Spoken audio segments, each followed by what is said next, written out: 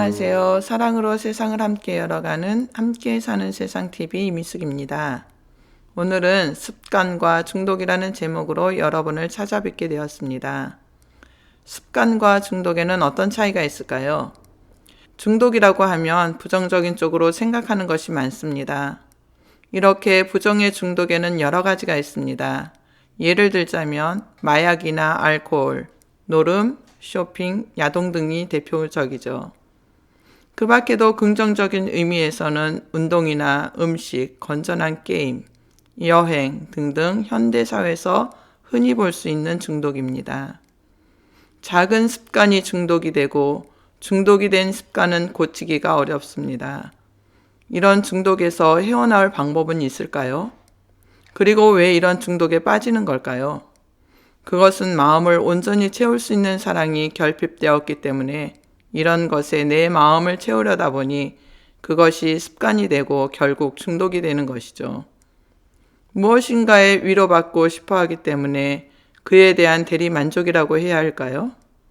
내 마음을 무엇으로 채우느냐에 따라 좋은 습관을 들일 수도 있고 나쁜 습관을 들일 수도 있습니다. 저는 하나님을 만나기 전 못된 습관 때문에 사람을 힘들게 한 적도 많았습니다. 어린 시절 저는 만화에 중독이 되었던 적이 있었습니다. 한번 만화를 보면 모든 일을 제쳐두고 밤을 새워 볼 정도였으니까요. 만화를 볼 때는 모든 걱정, 근심이 생각나지 않았고 그것에 푹 빠져 시간이 가는 줄도 몰랐습니다. 어렸을 때야 아무 문제가 없어 보이지만 그것이 습관이 되고 보니 사회에 나가 일을 하면서도 시간만 나면 만화책방으로 달려가 늦은 시간이 되어야 집에 들어가곤 했습니다. 이렇게 중독이 되어버린 습관은 결혼하고 잊어버린 듯 했지만 남편의 관심과 사랑이 희석되자 만화책을 빌려다보기 시작했습니다. 남편의 눈치를 보면서도 완결된 이야기가 궁금해 밤새워 보기도 했었죠. 하지만 그것도 하루 이틀이지 금전적인 문제로 중단하고 허전한 마음을 무엇인가를 찾아 채워야 했습니다. 한 가지에 빠지게 되면 생각과 마음은 전부 그곳에 머물러 있습니다. 마음을 빼앗기게 되는 것입니다. 그래도 채워지지 않는 마음은 어떻게 해야 할지 몰라 방황하게 되죠. 아무리 좋은 것이 있다 한들 비워진 마음을 채울 수가 없었습니다. 겉으로는 내색하지 않지만 어쩌면 나의 속마음은 더 나은 것을 찾아 헤매었는지도 모릅니다. 일로도 채울 수 없는 마음, 사람들을 만나고 떠들며 수다를 떨어도 많은 시간을 투자해 무엇인가를 해보아도 공허해진 마음은 더욱 우울해지고 세상만사 다 귀찮아졌습니다.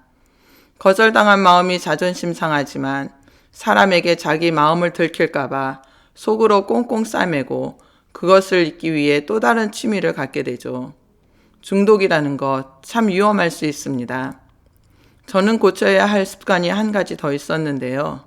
그것은 나의 말이었습니다. 어린 시절 사람에게 거절당한 이후로 말을 잘 하지 않는 습관이 들어버렸고 누군가 내게 말을 걸면 꼭 싸우는 사람처럼 말하는 습관이 있어 오해를 불러일으키기도 했었습니다. 화가 나면 말을 하지 않는 습관이 상대방으로 하여금 오해와 답답함을 느끼게 하고 사나운 말은 사람을 화가 나게 만들었습니다. 이런 습관은 어렸을 때부터 나를 방어하는 버릇에서 비롯된 것 같습니다. 나를 지키기 위한 수단이었다고 해야 할까요? 결혼 후 시어머니께서 저희 친정엄마께 며느리가 말을 잘하지 않아 답답하다는 말씀을 하실 정도였으니까요. 또 말을 하면 쌀쌀맞게 하다 보니 사람들은 나를 가까이 하기 꺼려 했습니다. 말을 할 때 짜증내는 버릇이 있었기 때문이었습니다. 결혼 후에도 이 습관은 고쳐지지 않아 남편으로부터 자주 질책도 받았지만 쉽게 고쳐지지 않았습니다. 다정하게 말하는 습관이 들지 않아 주변 사람들에게 오해를 받은 적도 많았습니다. 말이 쌀쌀맞다 보니 나의 첫인상 또한 차갑다는 말을 많이 들었죠. 상대에게 차갑게 말하는 습관은 마음에 상처받고 미움이 쌓이고부터였을 것입니다.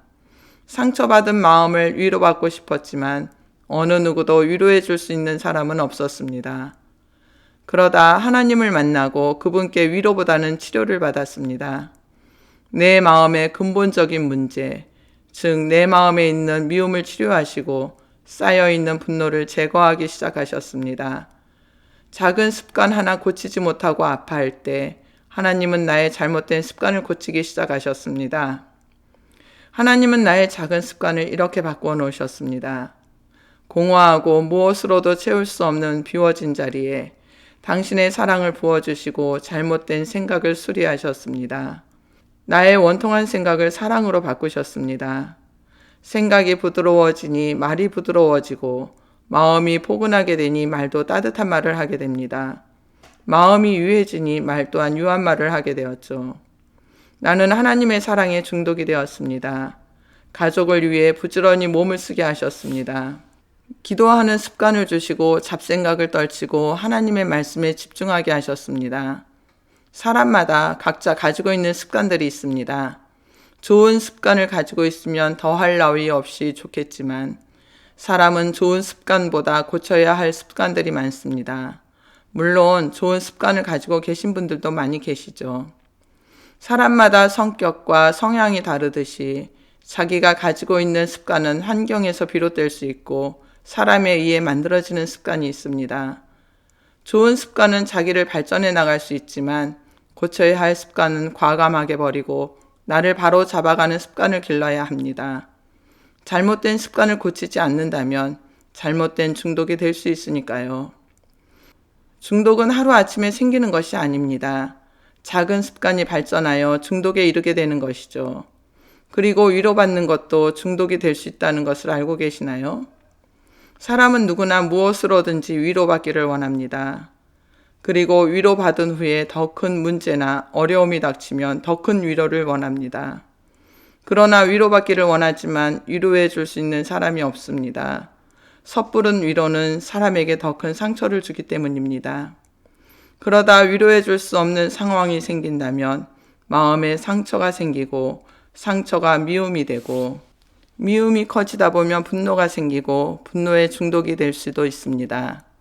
분을 품고 있는 사람의 말을 들을 때면 항상 화가 난 사람처럼 말이 거친 것을 보게 됩니다. 이렇게 무서운 미움과 분노를 우리는 마음에 쌓아두고 살고 있습니다. 어느 누구에게 치료를 받을 수 있을까요? 가령 치료가 되었다 한들 세월이 지나면 또다시 미움과 분노가 쌓이게 됩니다.